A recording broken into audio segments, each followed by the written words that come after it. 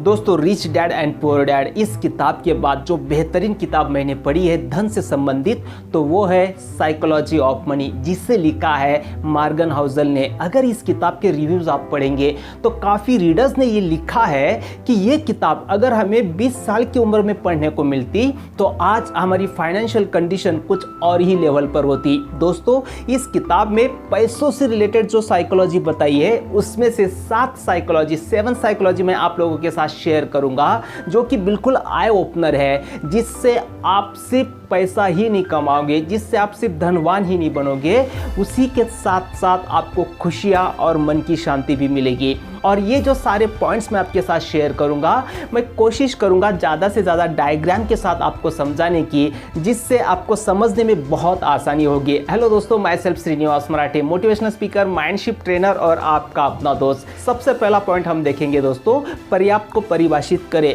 Enough is enough, आपके लिए कितना इनफ है ये पहले आपको डिसाइड करना पड़ेगा। ऐसा क्यों करना चाहिए, इसे हम एक एग्जांपल के साथ समझते हैं। मान लीजिए एक नया बेसबॉल खिलाड़ी है जिसकी कमाई है प्रति वर्ष $5 लाख।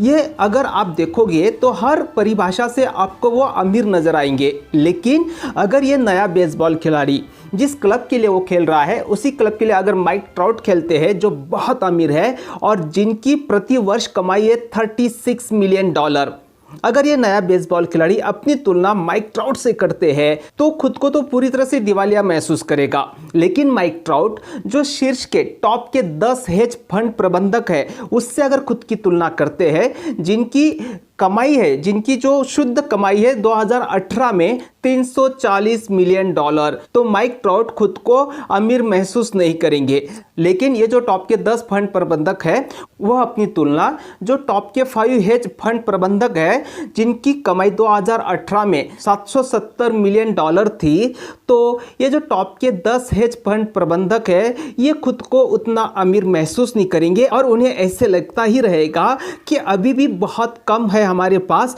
अभी हमें और कमाना चाहिए। लेकिन ये जो 5 टॉप के हेज फंड प्रबंधक है ये अपनी तुलना वॉरेन बफेट जैसे व्यक्ति से करे जिनकी 2018 में $3.5 बिलियन संपत्ति थी उस वर्ष की। तो ये जो टॉप 5 हेज फंड प्रबंधक है ये खुद को पूरी तरह से गरीब महसूस करेंगे और उन्हें लगेगा कि हमें तो और ज्यादा कमाना चाहिए और ज्यादा कमाना पड़ेगा। और वॉरेन बफेट जैसे व्यक्ति अपनी तुलना अगर जेफ बेजोस जैसे व्यक्ति से करते हैं, अगर करते हैं तो 2018 में जेफ बेजोस की जो कमाई थी वो थी $24 बिलियन, शुद्ध संपत्ति थी उनकी $24 बिलियन। तो वॉरेन बफेट जैसे व्यक्ति को लगेगा कि मेरे पास तो कुछ भी नहीं है, मुझे और ज्यादा कमाना चाहिए। इसका मतलब यह हुआ कि सामाजिक तुलना की जो छत है वो इतनी ऊंची है जिसे छूना नामुमकिन है। लेकिन जब हम इस तरह से खुद की सामाजिक तुलना करते जाते हैं, दूसरों से करते जाते हैं, तो कभी भी हम मन की शांति और खुशियां हासिल नहीं करते हैं। बस हम दौड़ते रहते हैं। हमें पहले डिसाइड करना पड़ेगा कि हमें ब्रेक कहां पे लगाना है।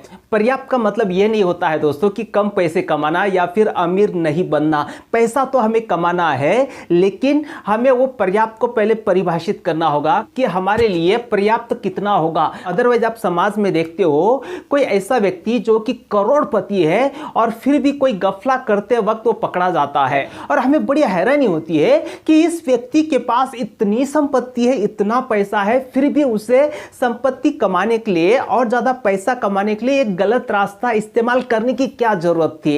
एक्चुअल में प्रॉब्लम ये होता है ऐसे लोगों के साथ, उनका पर्याप्त परिभाषित नहीं होता है और बस वो दौड़ते रहते हैं, ब्रेक लगाना ही वो भूल जाते हैं। और इसलिए हमें पर्याप्त डिसाइड करना होगा, क्योंकि उल्टी करने की जो तकलीफ होती है ना दोस्तों, वो खाने के स्वाद से कई ज्यादा तकलीफ देह होती है। नेक्स्ट पॉइंट हम देखेंगे कंपाउंडिंग और निवेश करने का समय। वॉरेन बफेट के ऊपर बहुत सारी किताबें लिखी गई है और उसमें यह बताया गया है कि वॉरेन बफेट कितने इंटेलिजेंट इन्वेस्टर है। दोस्तों इसमें कोई दो राय नहीं है कि वॉरेन बफेट जो है इंटेलिजेंट इन्वेस्टर है, लेकिन अगर वो अमीर बने हैं, अगर उन्होंने ज्यादा संपत्ति कमाई है, तो उसके लिए उन्होंने समय का सबसे ज्यादा सदुपयोग किया है। आइए इसे समझते हैं एक एग्जाम्पल के साथ। जैसे वॉरेन बफेट ऑथर जब यह किताब लिख रहे थे तो उन्होंने बताया है कि मेरे इस किताब को लिखते वक्त वॉरेन बफेट की कुल जो संपत्ति थी वो 84.5 बिलियन डॉलर थी, लेकिन उसी वक्त हेज फंड रेजोनेंस टेक्नोलॉजी के जो जिम साइमंस है उनकी कमाई थी 21 बिलियन डॉलर। ओके लेकिन आपको पता है दोस्तों, जिम साइमंस वॉरेन बफेट से भी सबसे ज्यादा इंटेलिजेंट इन्वेस्टर है। यह मैं क्यों बता रहा हूं, क्योंकि वॉरेन बफेट ने जो अपनी संपत्ति बढ़ाई है उन्होंने प्रति वर्ष 22% की कंपाउंडिंग से कमाई है, जिसका अगर आप देखोगे 70 साल की अवधि में 84.5 बिलियन डॉलर बना है। लेकिन जिम साइमंस ने जो 21 बिलियन डॉलर कमाए हैं प्रति वर्ष उन्होंने 66% की कंपाउंडिंग से कमाया है। लेकिन उसके बावजूद भी वॉरेन बफेट की संपत्ति इतनी ज्यादा क्यों है? क्योंकि उसका सबसे बड़ा कारण है दोस्तों, वॉरेन बफेट ने 10 साल की उम्र से ही निवेश करना शुरू कर दिया था और जिम साइमंस ने 50 वर्ष के बाद जो है निवेश करना शुरू किया।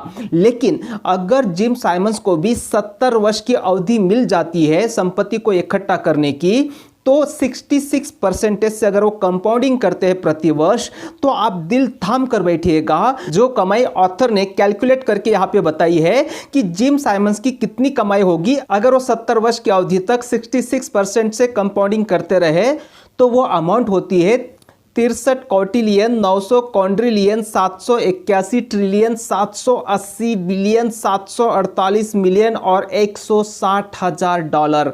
कैन यू इमेजिन दोस्तों, इतनी जबरदस्त संपत्ति वो इकट्ठी कर पाते अगर वॉरेन बफेट के जैसे 10 साल की उम्र से ही अगर वो निवेश करना प्रारंभ कर देते। इसमें से हमें सिर्फ इतना ही सीखना है कि जितना जल्दी हो सके आपको बचत करनी है और निवेश करना प्रारंभ कर देना है, ताकि आप समय का सबसे ज्यादा इस्तेमाल कर सको, कंपाउंडिंग का आप सबसे ज्यादा इस्तेमाल कर सके।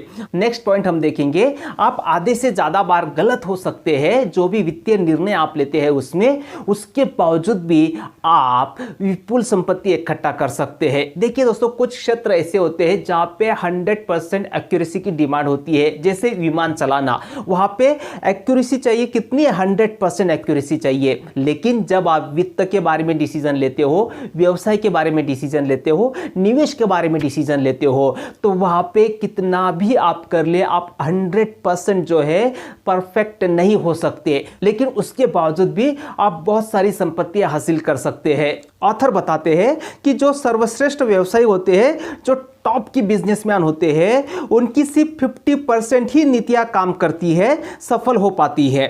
उसके बावजूद भी वो सफल रहते हैं। इसका मतलब यह है कि 50% टाइम वो गलत होते हैं। पीटर लिंच कहते हैं कि जो बहुत ही जबरदस्त निवेशक है कि सर्वश्रेष्ठ निवेशक, उनकी 10 में से सिर्फ 6 नीतियां जो है निवेश की सही साबित होती है, 4 गलत हो जाती है, होने ही वाली है। और ये मैं आम निवेशक की बात नहीं कर रहा हूं, जो सर्वश्रेष्ठ निवेशक होते हैं उनकी बात कर रहा हूं। मतलब आप अंदाजा लगा सकते हो दोस्तों, गलतियां वित्त के क्षेत्र में कितनी जबरदस्त होती है लोगों से। एक बार वॉरेन बफेट ने अपने शेयर होल्डर्स के साथ एक बात शेयर की थी। उन्होंने कहा था कि मेरे जीवन काल में मैंने सिर्फ 400 से 500 ही स्टॉक रखे हैं और वो 400-500 स्टॉक में से सिर्फ और सिर्फ 10 ने ही अधिकतर पैसा मुझे कमा के दिया।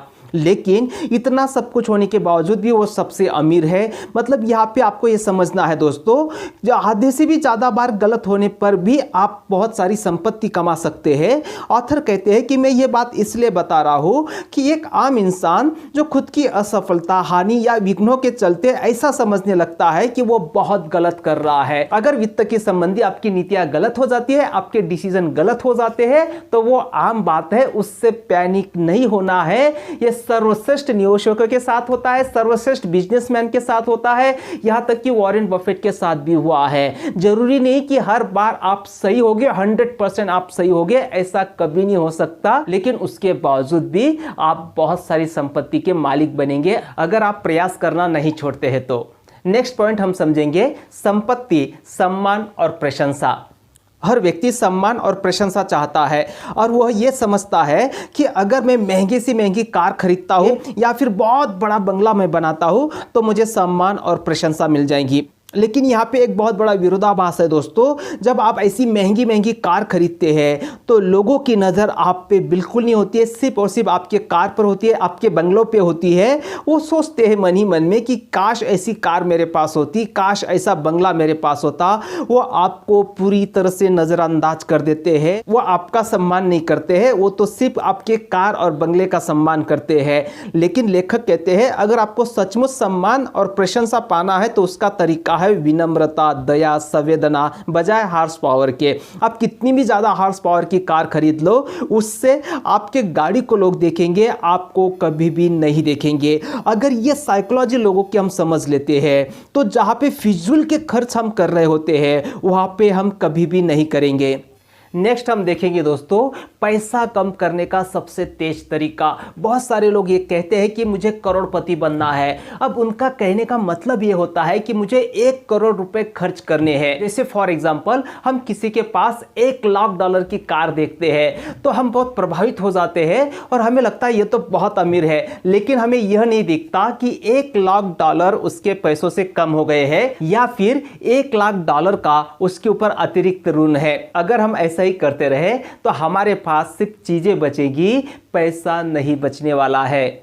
पैसा खर्च करके लोगों को यह दिखाना कि आपके पास कितना पैसा है, यह पैसा कम करने का सबसे तेज तरीका होता है। नेक्स्ट दोस्तों, फ्यूचर में अगर आप बहुत टेंशन फ्री रहना चाहते हो तो बचत की कोई वजह ना हो उसके बावजूद भी बचत करते रहिएगा। जैसे फॉर एग्जांपल हम बचत करते हैं, हम लोग जैसे मेडिकल इमरजेंसी के लिए बचत करते हैं, जो अग्रिम भुगतान होते हैं उसके लिए हम बचत करते हैं, बच्चों के एजुकेशन के लिए हम बचत करते हैं। इसके लिए बचत करना तो बहुत अच्छी बात है, लेकिन हमें ऐसे संकट के लिए भी बचत करनी चाहिए जिसके बारे में हम बिल्कुल अनभिज्ञ हैं, हमें पता ही नहीं है। क्योंकि लाइफ में बहुत बार ऐसी विपदाएं आती है जिनके बारे में हमने कभी सोचा भी नहीं होता है। बहुत बार लोग सिर्फ और सिर्फ ऐसे संकट के लिए या ऐसे काम के लिए बचत करते हैं जो उनको पता होता है, लेकिन कोई संकट ऐसे भी होते हैं जिनका हमें पता ही नहीं होता है, उसके लिए हमें बचत करती रहनी चाहिए। इसलिए जब आप निवेश कर रहे हैं पूरा का पूरा पैसा दांव पर नहीं लगाना है। बहुत सारे लोगों को आपने देखा होगा वो लालच के चक्कर में अपने पास जितना पैसा है पूरा का पूरा दांव पे लगा देते हैं। इससे क्या होगा दोस्तों, फ्यूचर में जो विपदाएं आएगी उस वक्त आपके लिए जिंदगी बहुत बहुत कठोर हो जाएगी। इसलिए बचत कीजिए, ये बहुत जरूरी है। लास्ट का पॉइंट हम देखेंगे दोस्तों, आपका व्यवहार उन लोगों से प्रभावित ना हो जो आपसे अलग खेल खेल रहे हैं या फिर आपसे अलग दौर में ऑलरेडी खेल चुके हैं। उनकी नीतियां आपको अपनानी नहीं है। वहां पे आपको अपना खेल पहले तो परिभाषित करना है कि आप क्या खेल रहे हैं और आपकी अभी मौजूदा परिस्थिति क्या है। क्योंकि CNBC चैनल पर बैठकर कोई विवरणकार आपको बता रहा है कि यह स्टॉक आप खरीद लीजिए, यह स्टॉक बहुत ऊपर जाने वाला है, लेकिन वो यह नहीं जानता है कि आप कौन है। क्या आप मजे के लिए ट्रेडिंग करने वाले एक किशोर है या फिर एक बुजुर्ग विधवा जिसका बजट बिल्कुल सीमित है, या एक हेज फंड प्रबंधक जो तिमाही के खत्म होने से पहले अपने बही खातों को मजबूत करने की कोशिश कर रहा है। क्या तीनों की प्राथमिकताएं बिल्कुल समान होगी और जिस स्तर पर स्टॉक चल रहा है वो तीनों के लिए सही होगा? बिल्कुल भी नहीं।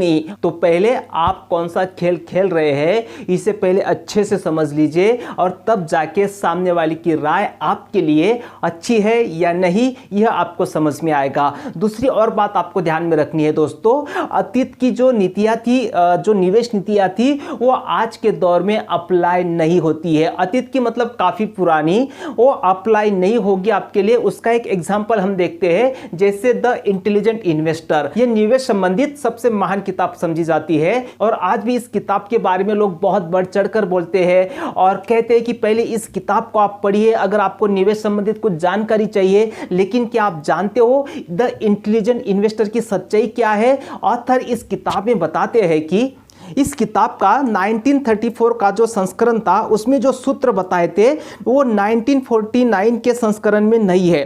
उन्हें वहां से हटा दिया है यह कहकर कि वे अब काम नहीं करते हैं। उसके बाद जो 1954 में उसका संस्करण आया, नया संस्करण, उसमें 1949 के जो सूत्र थे उनको बदल दिया है। उसके बाद उसका और एक नया संस्करण आया 1965 में और उस संस्करण में भी जो 1954 की जो बातें थी, जो सूत्र थे, उनको हटा दिया गया है। और उसके बाद 1972 में उसका जो नेक्स्ट वर्जन आया दोस्तों, नेक्स्ट एडिशन आई उस किताब की, उसमें भी जो 1965 के जो सूत्र थे उनको बदल दिया है। आपको क्या लगता है जो इंटेलिजेंट इन्वेस्टर की जो नीतियां है जो 1972 में बनाई गई थी, आज 2021 में क्या वो अप्लाई होगी? बिल्कुल भी अप्लाई नहीं होगी। अर्थव्यवस्था कंटिन्यूअसली बदल रही है। पास्ट के इतिहास में जो नीतियां बन चुकी थी वो आज के समय में कारगर नहीं होगी। अभी तो आपको जस्ट पिछले कुछ साल में जो नीतियां अप्लाई की गई है, जो नई नीतियां है, बस उनको समझना है। और उसके साथ साथ पास्ट का इतिहास भी अगर आप देख रहे हैं निवेश संबंधित, उसमें एक बात सिर्फ आपके काम की होगी, वो ये है कि ह्यूमन साइकोलॉजी, कि इंसान किस तरह से रिएक्ट करता है मार्केट को, निवेश संबंधित वो कैसी भावनाएं रखता है और किस तरह से उसके अंदर लालच पैदा होता है और उसके बाद वो कैसे डिसीजन लेता है। हाँ, ये बातें हैं, ये कभी नहीं बदलती है। इसके लिए पास्ट का इतिहास आप जरूर पढ़ सकते हो, लेकिन निवेश संबंधित अगर कुछ नीतियां आपको सीखनी है तो वह आपको प्रेजेंट की सीखनी होगी, जिससे आप सही तरीके से निवेश कर सकते हैं। बहुत सारे एग्जाम्पल के साथ उन्होंने यह बातें समझाई है। और आपको ये किताब पढ़नी है तो उसकी लिंक मैं आपको डिस्क्रिप्शन में दे दूंगा, आप वहां से भी उसे खरीद सकते हो। तो मिलते हैं दोस्तों अगले वीडियो में एक शानदार किताब के साथ। तब तक के लिए thank you, bye bye, take care, शुक्रिया।